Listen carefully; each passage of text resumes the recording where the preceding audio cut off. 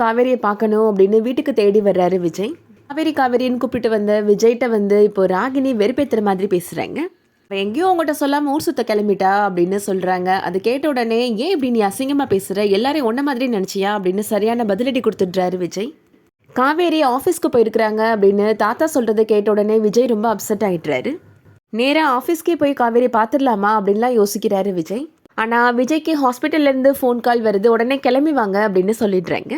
வேறு வழி இல்லாமல் விஜய் இப்போது ஹாஸ்பிட்டலுக்கு கிளம்பி போயிடுறாரு. ஒரு பக்கம் குமரன் கதாநாயகன் அப்படின்ற ப்ரோக்ராமுக்கு ஆடிஷனுக்கு போகிறாரு. ஸ்டேஜில் ஒரு பொண்ணு கூட பெர்ஃபார்மன்ஸ் பண்ணிகிட்ருக்கிறாரு. ஈஸியாக அந்த பெர்ஃபார்மன்ஸ் முடிஞ்ச உடனே அந்த சீனில் அந்த பொண்ணு குமரனை ஹக் பண்ணுற மாதிரி ஆக்டிங் பண்ணுறாங்க. குமரன் சட்டினை அந்த பொண்ணை வேகமாக தள்ளி விட்டுறாரு. அதை பார்த்த ஜட்ஜ் எல்லாருமே அப்செட் ஆகிடுறாங்க. லவ் ஃபீல் ஆக வேண்டிய இடத்துல ஏன் சொதப்புனீங்க அப்படின்னு கோவமாக கேட்குறேங்க. உங்களால் சரியாக இந்த சீன் கூட நடிக்க தெரியாதா அப்படின்னு கேட்குறேங்க. மன்னிச்சிடுங்க சார், எனக்கு ஒரே ஒரு டைம் இன்னொரு தடவை சான்ஸ் கொடுங்க சார், நான் கண்டிப்பாக நல்லா பண்ணுவேன் அப்படின்னு குமரன் கேட்குறாரு. ஜட்ஜ் இப்போது குமரன் கேட்டதுக்காக இன்னொரு சான்ஸ் கொடுக்குறேங்க. குமரன்மே இந்த டைமில் கரெக்டாக அவரோட பெர்ஃபார்மன்ஸ் கொடுத்துட்றாரு. அடுத்ததாக என்ன நடக்க போகுதுன்றதை வெயிட் பண்ணி பார்க்கலாம். காவேரியும் விஜயும் சீக்கிரமாகவே நேராக சந்திக்கணும்னு நினைக்கிறவங்க இந்த வீடியோவுக்கு ஒரு லைக் பண்ணிக்கோங்க. தொடர்ந்து சீரியல் அப்டேட்ஸ்க்கு நம்ம சேனலை சப்ஸ்கிரைப் பண்ணிக்கோங்க. தேங்க்ஸ் ஃபார் வாட்சிங்.